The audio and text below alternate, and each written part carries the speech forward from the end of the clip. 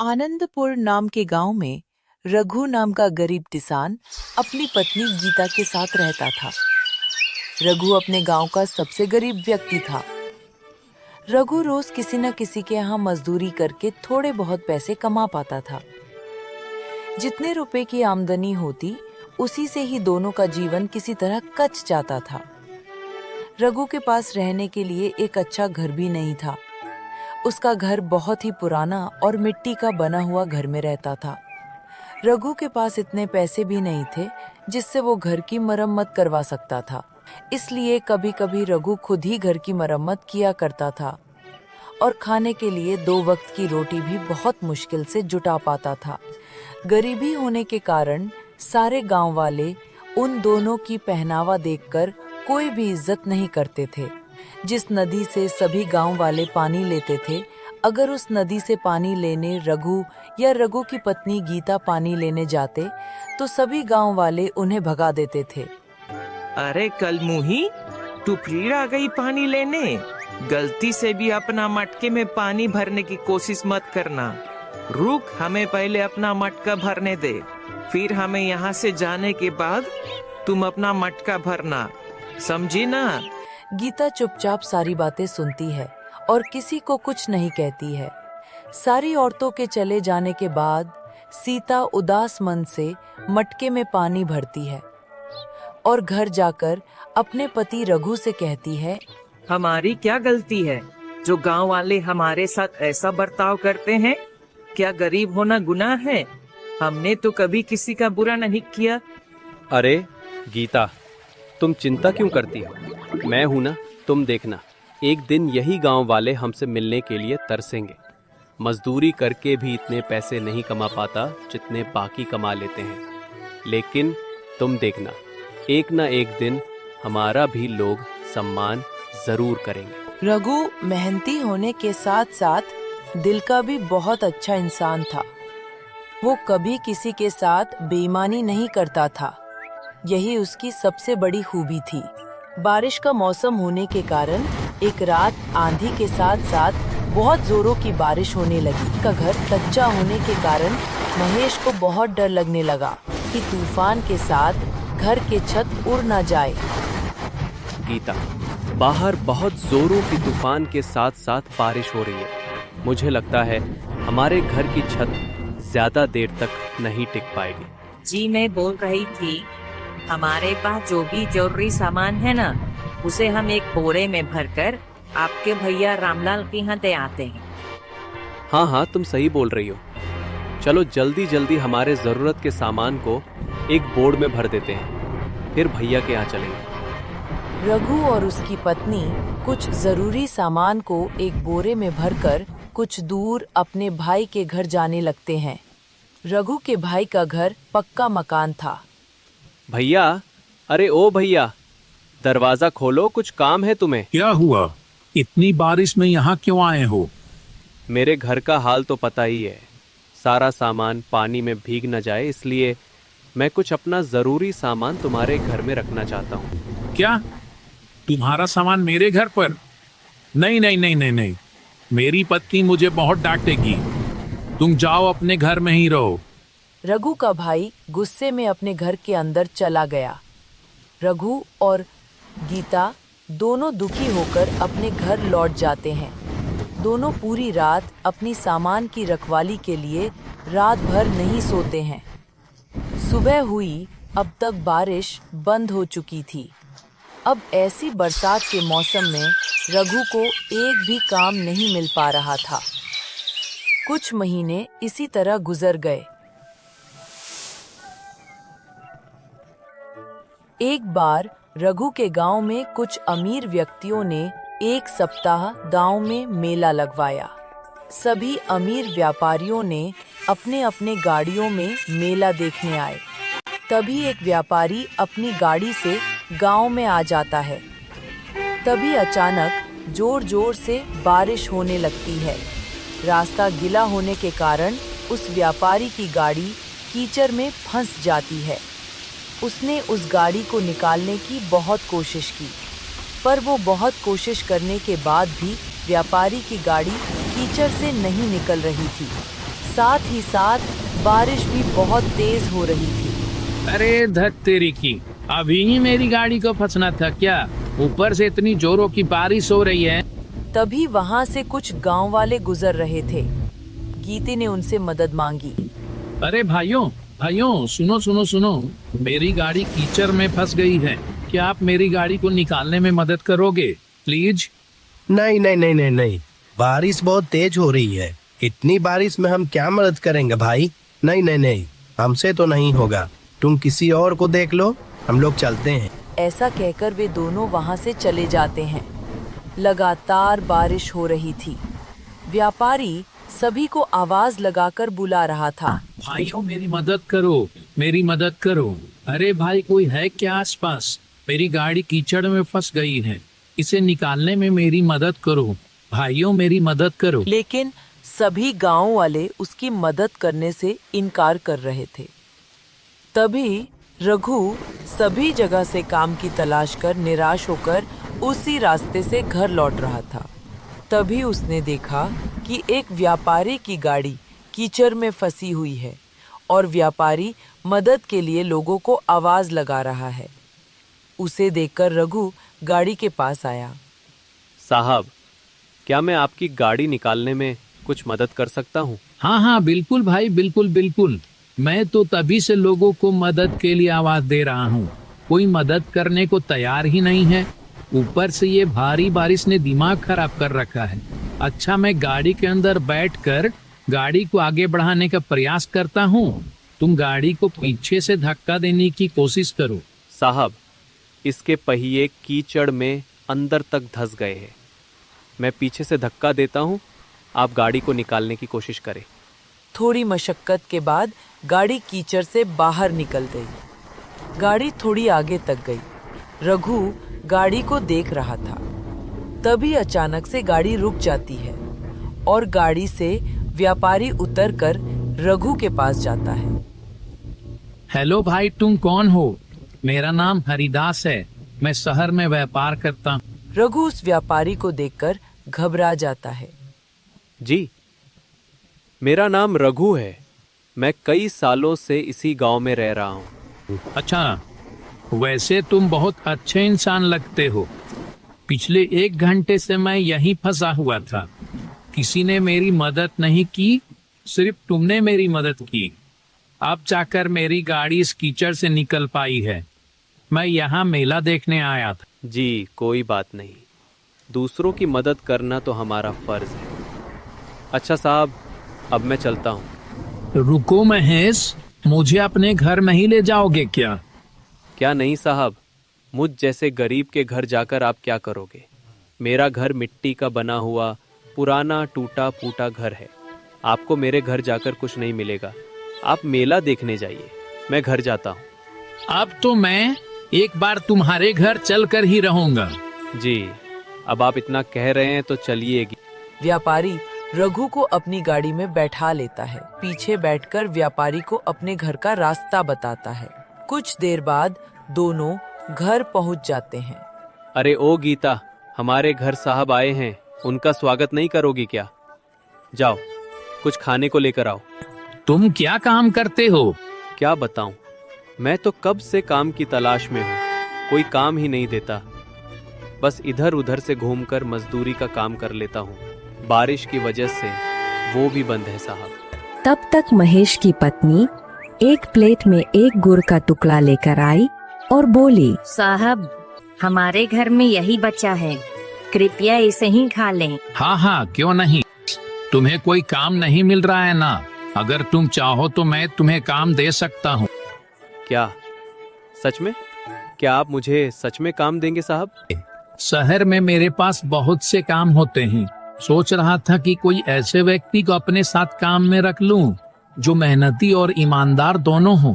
तुम्हें देखकर मुझे ऐसा ही लगता है कि तुम में ये दोनों गुण हैं।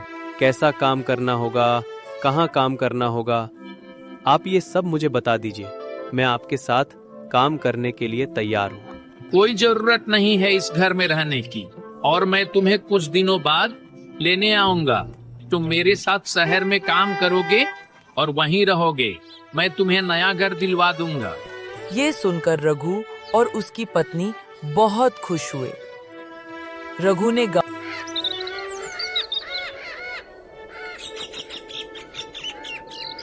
में घूम घूम कर इस खुशी को पूरे गांव में बताया, पर गांव वालों को उसकी बातों पर विश्वास नहीं हो रहा था। कुछ दिन बाद व्यापारी अपनी गाड़ी से रघु के घर आया। सारा सामान तैयार है ना? चलो चलते हैं। रघु और उसकी पत्नी गीता पूरा सामान लेकर व्यापारी के गाड़ी में बैठ गए। सभी गांव वालों का ध्यान उन्हीं पर था, यहाँ तक कि रघु का भाई भी उन्हें देख रहा था। गाड़ी चल पड़ी। व्यापारी रघु और उसकी पत्नी गीता को शहर लेकर आ गया। उसके बाद उन दोनों को रहने के लिए एक अच्छा सा घर दे दिया।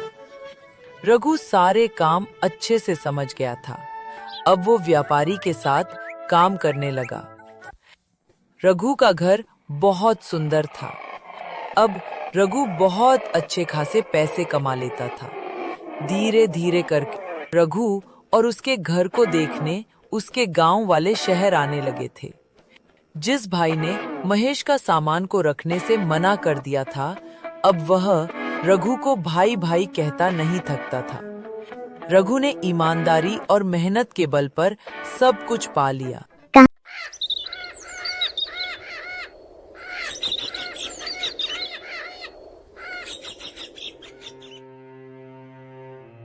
गांव में तो सब जगह अकाल की परिस्थिति हो गई है। लगता नहीं कि अब इस गांव में ज्यादा दिन रुकना उचित होगा। काम के लिए बाहर गांव तो जाना ही पड़ेगा। मोहन काम की तलाश में दूसरे गांव की ओर निकल पड़ता है। चलते चलते वो सूरजपुर गांव में आ जाता है। वहां उसका रहने का कोई ठिकाना नहीं था और उसके पास कोई काम भी नहीं था। चलते चलते वो एक अमीर किसान रघुनाथ सेठ के पास आ पहुंचता है। सेठ जी, मैं मोहन दूसरे गांव से आया हूँ। हमारे गांव में अकाल की परिस्थिति हो गई है। लोगों के खेत सूखे पड़े हैं। गांव में बूंद बूंद पानी के लिए लोग तरस रहे हैं। अगर मुझे आपके पास कुछ काम मिल जाएगा तो बहुत कृपा होगी बड़े भाई। अरे रे रे, लगता है तुम्हारी हालत बहुत खस्ता हो गई है। ठीक है, वैसे मेरे पास एक काम तो है, पर लगता नहीं कि तुम वो कर पाओगे। सेठ जी, आप चिंता ना करें। मुझे आप कोई भी काम दे सकते हैं। मैं वो काम पूरी मेहनत और ईमानदारी से करूंगा। अच्छा ठीक है मोहन, तो कान खोलकर सुन लो। मेरे पास 50 गाय और 50 भैंस हैं। तुम्हें हर रोज उन जानवरों का गोबर निकालना होगा और रोज सुबह शाम उन्हें चारा पानी देना होगा।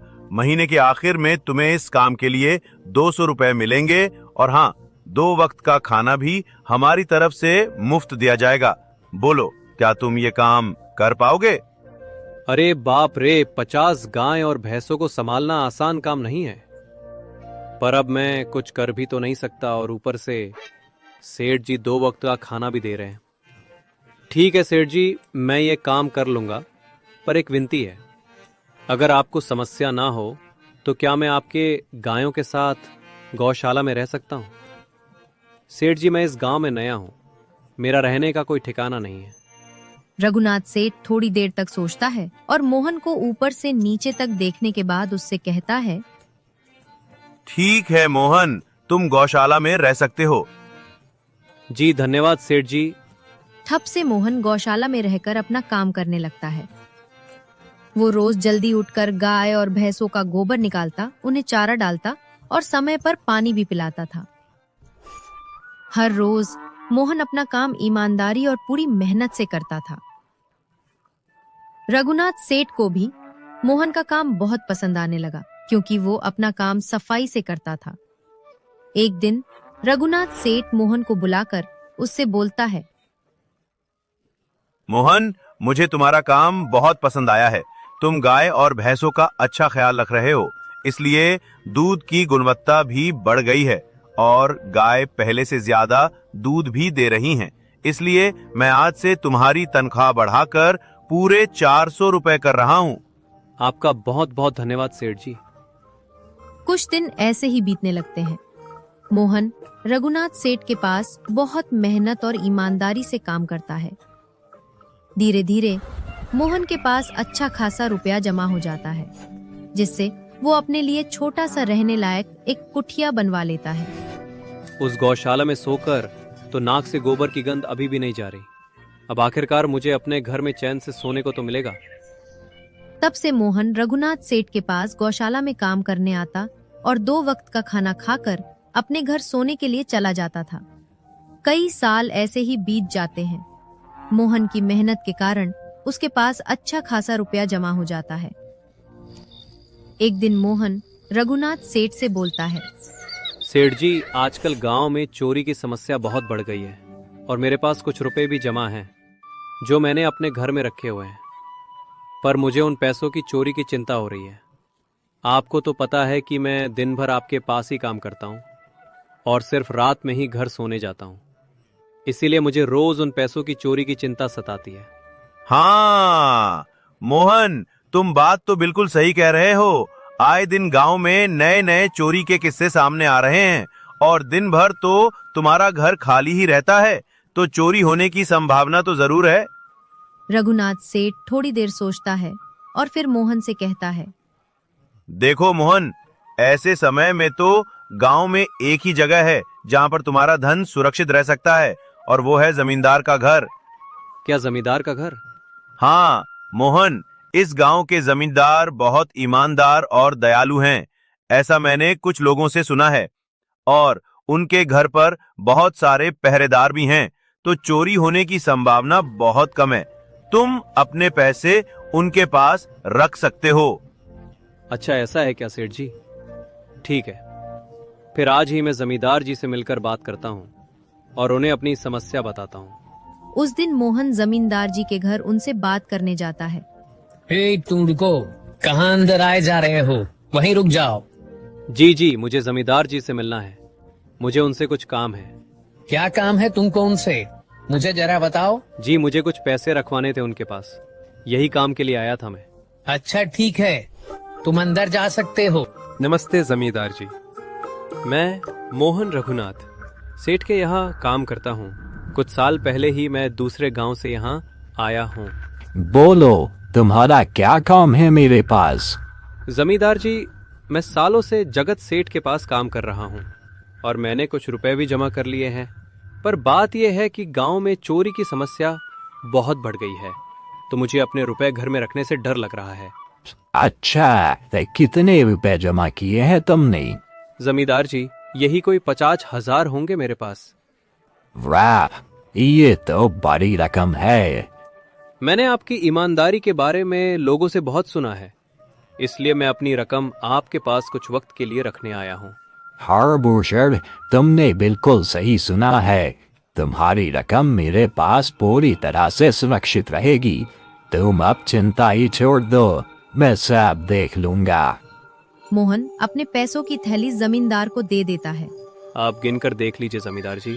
गिनने की क्या जरूरत है, तुम तो जगत सेठ की आदमी हो, मुझे तुम पर पूरा विश्वास है। आपका बहुत बहुत धन्यवाद। अब मुझे चोरों का कोई डर नहीं है, क्योंकि मेरे पैसे सुरक्षित हाथों में हैं। कोई बात नहीं, धन्यवाद तो मुझे बोलना चाहिए जो तुम मेरे पास आए अपने रुपए रखने के लिए। मोहन अपने पैसे जमींदार को देकर अपने घर चला जाता है। हाँ भूषण, तुम्हारे पैसे मेरे हाथों में ही अच्छी लगती हैं। ऐसे ही मोहन ईमानदारी और मेहनत से रघुनाथ सेठ के यहाँ काम कर रहा था। देखते ही देखते 2 साल ऐसे ही बीत जाते हैं। एक दिन मोहन सोचता है, अब बहुत साल हो गए जगत सेठ के यहाँ काम करते हुए। वैसे सेठ जी तो बहुत अच्छे इंसान हैं, पर सोच रहा हूँ कि खुद की जमीन लेकर उस पर मेहनत करूं, तभी मैं बड़ा आदमी बन सकता हूं। अब जो मेरे पास थोड़े कुछ पैसे हैं और जो जमींदार के पास कुछ पैसे संभालने के लिए दिए हैं, वो जमा करके थोड़ी जमीन खरीद लूंगा। आज ही जमींदार से मिलने जाता हूं और अपने रुपए मांगता हूं। ये सोचकर मोहन जमींदार जी के घर चला जाता है। जमींदार जी, मैं अपने रुपए वापस लेने आया हूं। आपके पास मैंने 5,800 रुपए दिए थे संभालने के लिए। अरे भाई साहब, मैंने पहचाना नहीं आपको। वैसे कौन हो आप? अरे जमींदार जी, मैं मोहन हूँ। पिछले साल मैंने आपको पैसे संभालने के लिए दिए थे, याद आया कुछ जमींदार जी? अरे भाई साहब, मेरे पास कितने सारे लोग आते जाते हैं पैसे रखने के लिए, और सभी के साथ मेरा अच्छा व्यवहार होता है। वैसे आपके पास कोई कागजात हैं क्या? क्योंकि मैं हर व्यक्ति से कागज पर ही व्यवहार करता हूँ। किसने कितने पैसे दिए, किसके कितने पैसे रखे हैं, सबका व्यवहार रहता है मेरे पास। ये आप क्या बात कर रहे हैं? आपकी ईमानदारी देखकर ही मैंने आपको पैसे दिए थे संभालने के लिए, और आप अब ऐसी बातें कर रहे हैं। कृपया करके मेरे पैसे मुझे वापस कीजिए। हाँ भूषण, मैं ईमानदारी से ही काम करता हूँ, इसलिए तो तुमसे मैं डॉक्यूमेंट्स मांग रहा हूँ। क्या तुम्हें पता नहीं, जब तुम किसी से पैसों का व्यवहार करती हो तो तुम्हें स्टाम्प पेपर पर लिख कर देना पड़ता है। तुम किसी से भी पूछ सकते हो। नहीं जमींदार जी, मैं आपके पैर पड़ता हूँ, कृपया करके मेरे रुपए मुझे दे दीजिए। बड़ी मेहनत से मैंने वो पैसे जमा किए थे, मुझ पर ऐसा अन्याय ना करें। अरे क्या ये झूठ बोल कर रोना धोना लगाया है? लगता है तुम ठोंगी हो और मेरी ईमानदारी और भोलेपन का फायदा उठाकर मुझसे ये रुपए लेने आए हो। रुक, तुझे अभी सबक सिखाता हूँ। जमींदार के आदमी मोहन को डंडे से खूब मारते हैं। किसे तब तक मारो जब तक ये बेहोश न हो जाए। इस दो कौड़ी के आदमी ने मेरी ईमानदारी पर सवाल उठाया है, तो छोड़ना मत। जमींदार के आदमी मोहन को डंडे से खूब मारते हैं। फिर मोहन दुखी होकर अपने घर चला जाता है। मोहन के शरीर पर घाव के निशान स्पष्ट दिखाई दे रहे थे। 2 दिन से मोहन घाव के दर्द के कारण जगत सेठ के घर काम के लिए नहीं जा पाता है। इसलिए अगले दिन रघुनाथ सेठ मोहन के पास आ जाते हैं। वो देखते हैं कि मोहन खाट पर सो रहा है और वो बड़ा ही चिंता में नजर आ रहा है। मोहन भाई, तुम 2 दिन काम पर नहीं आए, क्या हुआ भाई? तबीयत ठीक है ना तुम्हारी? कुछ समस्या है क्या? अरे सेठ जी, आप खुद यहाँ आए हो, आप खबर भिजवाते तो मैं खुद चला आता। अरे मोहन, कोई बात नहीं, तुम्हें देखकर लगता है तुम बीमार हो। क्या हुआ है तुम्हें? रघुनाथ सेठ, क्या बताऊं, जिस जमींदार के पास पिछले साल मैंने अपने पैसे संभालने को दिए थे, वो आज मुझे पैसे वापस नहीं करना चाहता। वो बहुत लालची इंसान है, वो लोगों को ठग रहा है।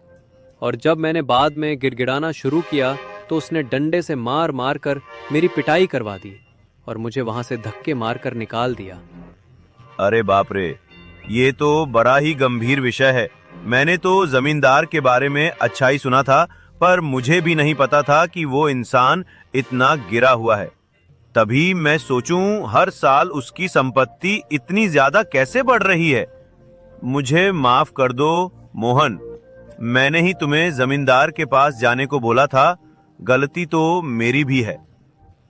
नहीं रघुनाथ सेठ, आप तो मेरा अच्छा ही सोच रहे थे। ये तो जमींदार का लालच है। अब लगता नहीं मेरे पैसे उस जमींदार से वापस मिलेंगे भी। मोहन, मेरे पास एक तरकीब है जिससे मैं तुम्हारे पैसे तुम्हें वापस दिला सकता हूँ। रघुनाथ सेठ मोहन के कान में सारी तरकीब बताता है। ठीक है सेठ जी। हे ऊपर वाले, ये तरकीब कामयाब होने दीजिए। अगले दिन रघुनाथ सेठ बहुत सारे पैसों को एक सूटकेस में भरकर खुद जमींदार के घर जाता है। आज आप खुद यहाँ? बोलो भाई, इस गरीब के घर कैसे आना हुआ? हमारा तो ये सौभाग्य है कि आप जैसे धनी आदमी के चरण हमारे घर भी लगे हैं। नमस्ते जमींदार जी। अरे जमींदार जी, आप तो मुझे अब लज्जित कर रहे हैं। वैसे मैं कुछ महीनों के लिए दूसरे राज्य में व्यापार करने जा रहा हूँ। मैं ये लगभग 50,000 रुपए लाया हूँ। मुझे डर है कि कहीं ये चोरी ना हो जाए। क्या आप मेरे सारे पैसे अपने पास संभाल कर रख सकते हैं? आपके सिवाय इस गांव में और किसी पर भरोसा नहीं कर सकता। ये भी कोई पूछने की बात है?